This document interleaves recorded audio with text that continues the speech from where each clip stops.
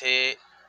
वापारियुनि पारां अॼु टियों ॾींहुं मुसलसल वाक जेको बंदि आहे, ख़रीदारी नथी कई वञे, जेको आहे वाक सिस्टम। ऐं सिंध बलोचिस्तान जा कई जेके जेका ज़मीनदार अन खणी अचनि था, हिते जनरल सेक्रेटरी असां सां मौजूदु आहे, अचो त हुन सां ॻाल्हि ॿोल कयो।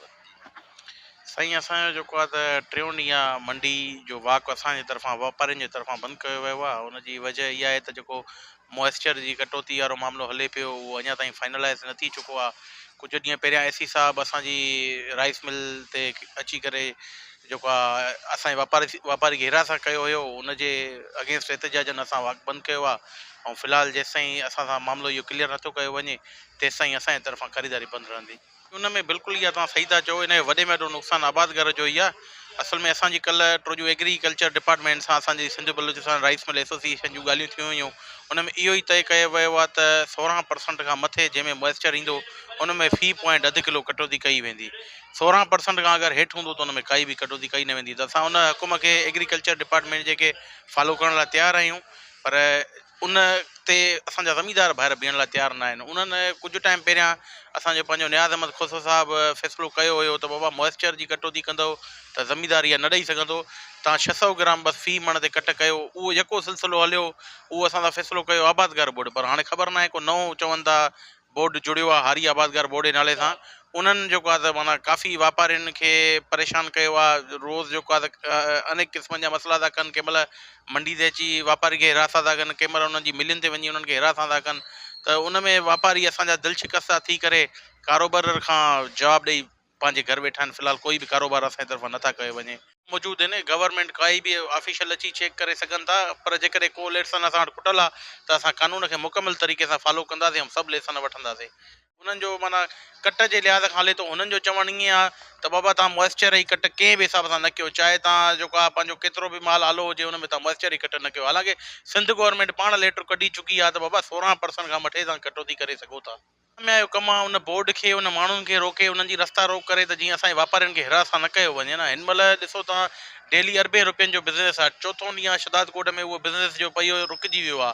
आबादगार वीचारा अचनि था, हुननि खे हिन महिल कणक जी पोखी जे लाइ ज़मीनूं ख़ाली करणियूं आहिनि, ॾेती लेती करणी आहे, उहा सॼो सिस्टम रुकिजी चुको आहे। हाणे जेकॾहिं फर्दर 8 ॾह ॾींहं 15 ॾींहं डिले थिए थो त असांजी इन सां कणक जी पोखी ते बि वॾो फ़र्क़ु पवंदो। त उहो गवर्नमेंट खे सोचणु खपे त उन्हनि माण्हुनि जी रस्ता रोक कई वञे त जीअं इन क़िस्म जो कमु न थिए। वियो आहे जिन असां सां आबादगार बोर्ड वारनि फ़ैसिलो कयो वियो, उन्हनि असां सां कोई बि राब्तो न कयो आहे। जेसिताईं असां सां उहा धुरे या असां सां गवर्नमेंट कोई वेही ॻाल्हियूं सेटलमेंट नथी करे, तेसिताईं असां मजबूरनि असां एहतजाज ख़रीदारी बंदि कई आहे। छो जो साईं ॾिसो, इज़त खां मथे काई बि शइ न आहे। रोज़ अची असांखे प्रेशराइज़ कयो वञे, रोज़ गवर्नमेंट जे तरफ़ां, इन्हनि प्राइवेट माण्हुनि जे तरफ़ां, त इन जे करे असां इन हालातनि में कारोबार नथा करे सघूं। अफ़सरनि मां ड्रिजण में काई बि ॻाल्हि न आहे। असां इहो था चऊं असांखे गवर्नमेंट वन साइड करे, वन साइड इन तरीक़े सां करे, या जेको 600 ग्राम वारो पुराणो फ़ैसिलो हले पियो उन फ़ैसिले ते उहो बीहनि, बे असां राज़ी आहियूं। जिन उन फ़ैसिले ते नथा बीहनि ऐं उहो चवनि था मॉइस्चर वारी कटौती कयो, जेका सिंध गवर्नमेंट बि इजाज़त ॾिए थी त 16% खां मथे तव्हां कटौती कयो, असांखे उन शइ लाइ एग्री कनि। हाणे हिन महिल जेको हारी आबादगार बोर्ड ठहियो आहे, उहो चए थो तव्हां कंहिं बि क़िस्म जी कटौती न कयो। आया तव्हां मॉइस्चर मीटर वारी कटौती बि न कयो, तव्हां 600 ग्राम वारी बि न कयो। त हाणे साईं तव्हां ॾिसो, हमेशह कॾहिं बि जेको आहे त कंहिं वन साइडेड ॻाल्हियुनि सां मसइलो हल न थी सघंदो।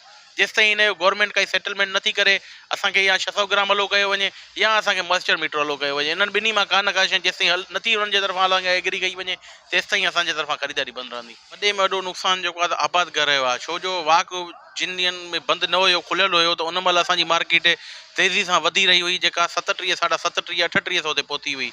शायदि जेकॾहिं वाक बंदि न थिए हा त इहा ई मार्केट असांजी 4000 खे बि टच करे हा। पर हाणे हे टियों चोथों ॾींहुं आहे जॾहिं खां वाक बंदि थियो आहे, रोज़मर्रा जे बुनियाद ते 50-100 रुपए मार्केट टुटंदी थी वञे। अॼु उहा मार्केट अची 3200 रुपए ते पहुती आहे। हाणे तव्हां इहो ॾिसो, 3700 वारी शइ 4 ॾींहंनि में 5 ॾींहंनि में अची 3200 रुपए ते पहुती आहे।